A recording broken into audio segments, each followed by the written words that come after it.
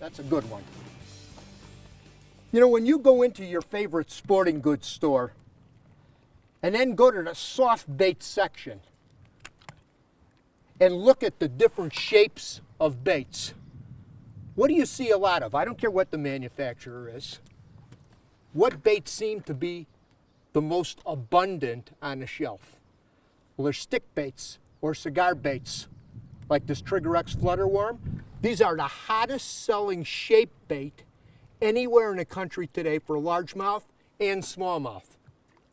They put lots and lots of fish in a boat. And when you see every manufacturer has a bait like this in every color imaginable, and they got them in 4, 5, 6, 7, 8 inches, that means that that style of bait is producing lots of fish. This is one of the hottest shapes to come along in many, many years. I mean, it's been really, really hot. Fish really, really like this thing. Smallmouth and largemouth. Is that at the edge of the grass? Yeah, just dragging along, just kind of flopping out there, and they're just pulling along, and all of a sudden she hit. Oh, yeah. Got it? Wow. Like that one. That's a big fish, if that's a bass. Oh, what a beauty piker, baby. Oh. What'd you do? What'd you do? I got snicked. That was a nice, respectable fish. Yeah. You know, of the handful of baits that are shaped like this that are notorious fish producers all over the country, they got a few things in common. First and foremost, they got a good saturation of salt. Not salt put into the bag, but salt impregnated into the bait. As much as 40% of that bait could be made up of salt, and that's what gives it the weight that it needs. And that's what works the bait right. Heavy, heavy salt content.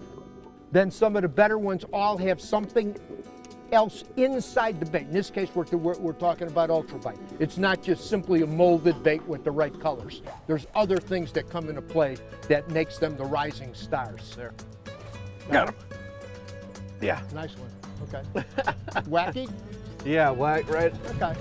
He came back for seconds. Yeah, yeah. It almost felt like, I said the first time it felt like a little bluegill. The way it just kind of tapped at the bait.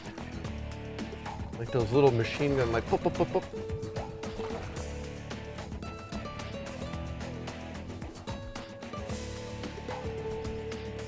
Yeah, hit that wacky style.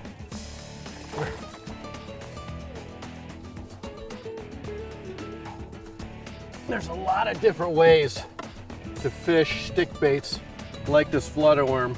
You see here sliding right up the line, wacky rig. Some might ask why stick baits, like flutter worms, have become so popular among bass fishermen. The answer lies in the fact they work on just about any bass rigging system. The most popular tactic is to simply wacky rig the bait unweighted. It has a very slow fall, a subtle vibration, and a unique inchworm effect as the bait is pulled through the water. Another variation of this rig is to place a finishing nail or a bait weight in the tail of the worm. This same rig works with Texas rigs, which are incredibly snag resistant and have really unique movement in the water.